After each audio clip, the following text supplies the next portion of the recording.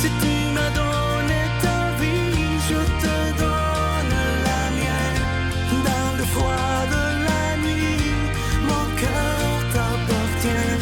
Et quand la tristesse arrive, je sais tu es là, toujours près de moi.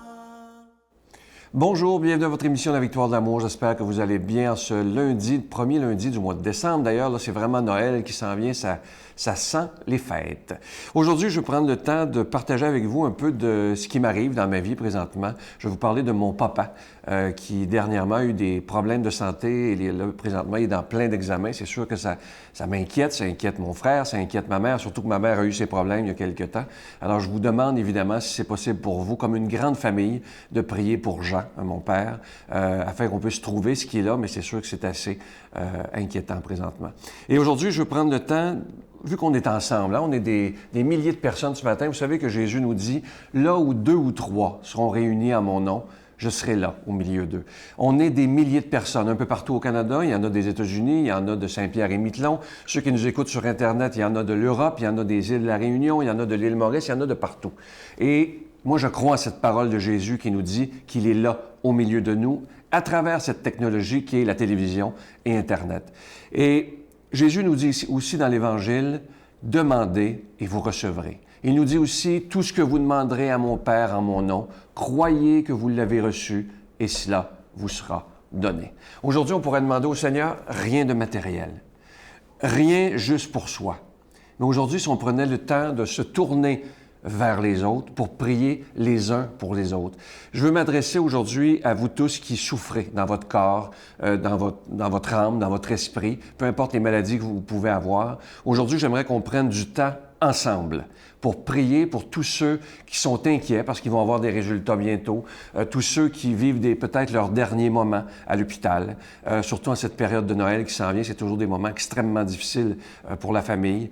Je veux prier pour tous ceux qui vivent peut-être avec ce cancer de l'âme, comme on appelle, ceux qui voudraient peut-être malheureusement s'enlever la vie. Je pense que tous ensemble, les milliers de personnes que nous sommes, nous pouvons toucher le cœur de Dieu si on décide de prier avec tout notre cœur, pas pour soi, mais les uns pour les autres, comme une vraie famille qui s'aime. Et si on fait ça, et si notre prière ce matin, elle est sincère, du plus profond de notre cœur, je suis sûr, parce que c'est sa parole, je suis sûr que le Seigneur peut intervenir et faire de grands miracles. Moi, j'y crois profondément. Si on pense maintenant qu'il y a moins de miracles, c'est que malheureusement, les gens y croient de moins en moins. Et le Seigneur nous dit dans l'Évangile, hein, vous avez remarqué, je pense à ça tout d'un coup, Jésus, là, quand il guérit quelqu'un, il n'a jamais dit « je t'ai guéri ». Il dit toujours « ta foi t'a guéri ».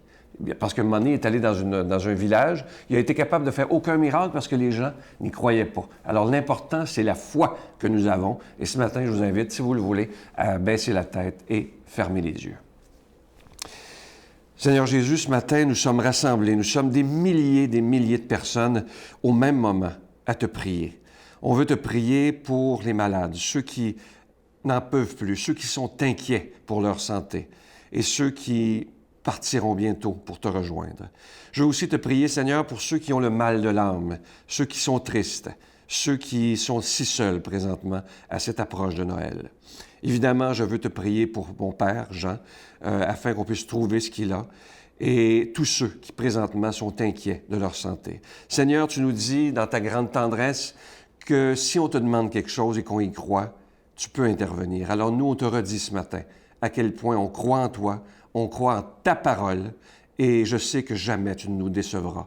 Merci de nous redire à quel point tu nous aimes, et Seigneur, va t'asseoir sur le bord du cœur de chaque personne qui écoute ce matin pour leur redire ta tendresse. Amen.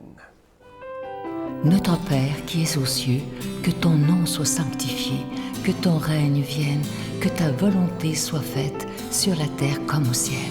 Donne-nous aujourd'hui notre pain de ce jour. Pardonne-nous nos offenses comme nous pardonnons à ceux qui nous ont offensés. Ne nous laisse pas entrer en tentation, mais délivre-nous du mal, car c'est à toi qu'appartient le règne, la puissance et la gloire pour les siècles des siècles. Amen. Feliz Navidad, próspero año y felicidad. Noel, voici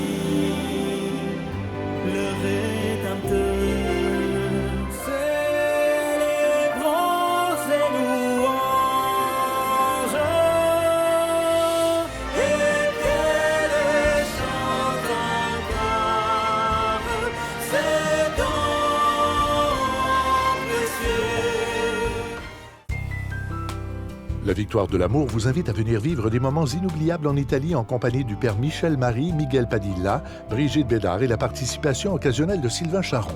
Nous visiterons Venise, Vérone, Pise, Florence, Assise, Tivoli et Rome, la ville éternelle. Célébration eucharistique avec le père Michel Marie. Nous assisterons aussi à l'audience générale avec le pape François au Vatican du 1er au 13 juin 2019. Information 514-288-6077 ou sans frais 1-800-465-3255.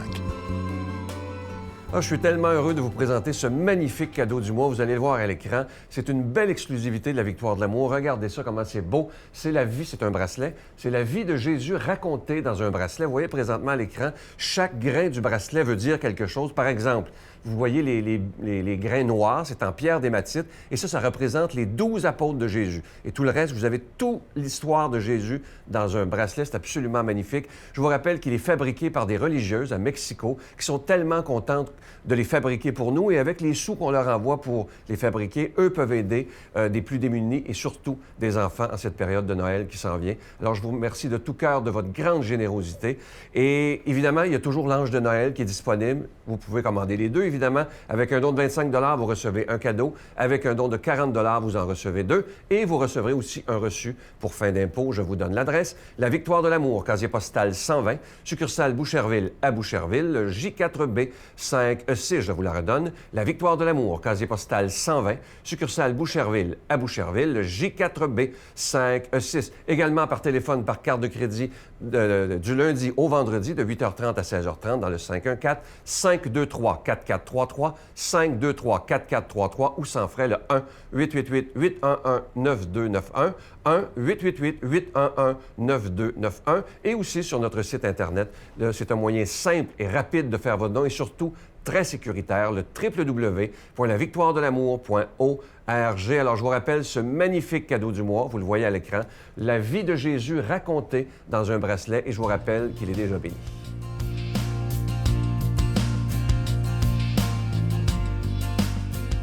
Mon Dieu, donnez-moi la sérénité d'accepter les choses que je ne peux changer, le courage de changer les choses que je peux et la sagesse d'en connaître la différence. Amen. Aujourd'hui, la parole de Dieu est proclamée par quelqu'un qu'on apprécie beaucoup, Brigitte Bédard.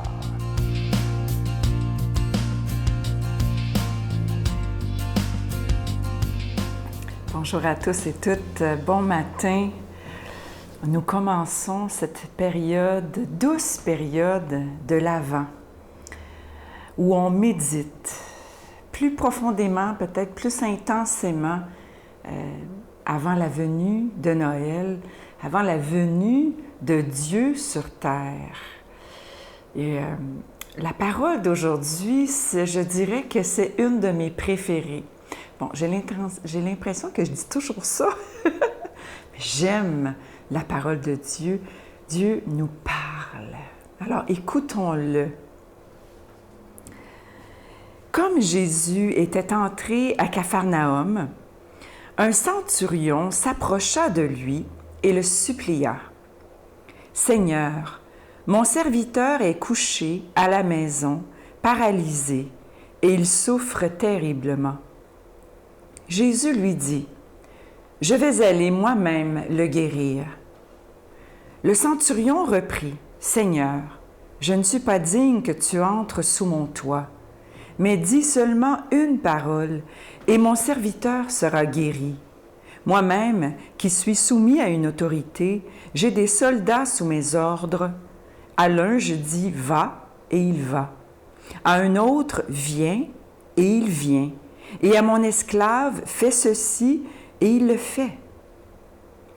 À ces mots, Jésus fut dans l'admiration et dit à ceux qui le suivaient, « Amen, je vous le déclare, chez personne en Israël, je n'ai trouvé une telle foi.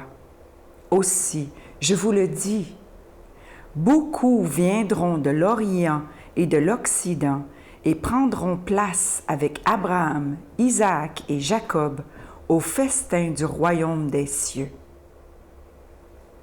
Acclamons la parole de Dieu. Louange à toi, Seigneur Jésus. C'est fort ce que Jésus dit là. Comprenez-vous? Je relis la dernière phrase. Je vous le déclare. Puis il dit ça aux gens qui le suivent, là. C'est écrit. Chez personne en Israël, je n'ai trouvé une telle foi. Aussi, je vous le dis, beaucoup viendront de l'Orient et de l'Occident et prendront place avec Abraham, Isaac et Jacob au festin du royaume des cieux. Bien, ça veut dire, chers amis, qu'il n'y a pas juste des chrétiens au ciel. Comprenez-vous? Il n'y a pas juste des chrétiens au ciel. En tout cas, c'est le nom qu'on nous donne ici. On nous dit qu'on est des chrétiens parce qu'on suit le Christ. Mais ça, c'est pour nous cataloguer, hein? Des Juifs, des musulmans, des chrétiens, des païens, des athées. On est tous catalogués. Mais notre Père qui est dans les cieux, pour lui, on a juste une étiquette, c'est qu'on est son enfant. Et il est venu sur terre, il s'est incarné, il a pris place dans notre histoire, pas juste dans l'histoire qu'un grand H, oui, il a pris place dans cette histoire, mais dans notre histoire personnelle. Il est venu prendre place pour nous sauver. Nous sauver. Nous sauver de quoi? Nous sauver de la mort. Nous sauver des ténèbres. Nous sauver de cette vie ici qui mène à la mort. Il est venu enlever cette mort. C'est ça notre espérance. C'est extraordinaire. Ça veut dire que tout le monde, beaucoup, pas tout le monde parce qu'on est libre, mais beaucoup seront au ciel avec nous, qui aujourd'hui ne se disent pas chrétiens. Au ciel, on va tous être frères et sœurs, mais on va tous avoir part au même banquet, à la même grande fête, à la même vision béatifique de Dieu. On va tous être devant le visage de Dieu, tous ensemble. On va tous être enfants du Père, frères et sœurs de Jésus-Christ. C'est ça qu'on est, dans le fin fond. Mais pour cette vie-ci, on a besoin de, calculer, étiqueter, dire qui qu'on est. Mais ça ne sera pas comme ça. Puis Jésus dit, j'ai pas trouvé cette foi-là dans Israël, mais il n'a pas trouvé cette foi-là souvent chez les chrétiens. Il y en a qui ont plus la foi que nous. Puis ça, il faut rester humble devant les autres dans leur foi. Restons humbles, accueillons le Sauveur du monde. Au nom du Père, du Fils et du Saint-Esprit. Amen. Je vous salue Marie, pleine de grâce. Le Seigneur est avec vous. Vous êtes bénie entre toutes les femmes, et Jésus, le fruit de vos entrailles, est béni. Sainte Marie, Mère de Dieu, priez pour nous pauvres pécheurs, maintenant et à l'heure de notre mort. Amen. Ce matin, je vais vous laisser avec une très, très belle pensée, et c'est tellement vrai. Écoutez bien ça. Ne dis pas que Dieu est silencieux lorsque ta Bible est fermée. Ça, c'est vrai. On ne lit pas assez la parole de Dieu. C'est tellement important. À demain. Bye. Moi, je me rêvais infirmière. Pendant longtemps, j'ai voulu être infirmière parce que je voulais soigner les gens, les voir aller mieux. Et je me suis aperçue, pour plein de raisons, que c'était pas ma vocation, c'était pas mon chemin de vie. Avec cet album-là, entre autres, avec les poèmes de Thérèse, je me suis dit qu'en fait, peut-être que je soignais les gens, mais différemment. Je les apaise. J'apaise l'âme, j'apaise le mental, j'apaise le cœur.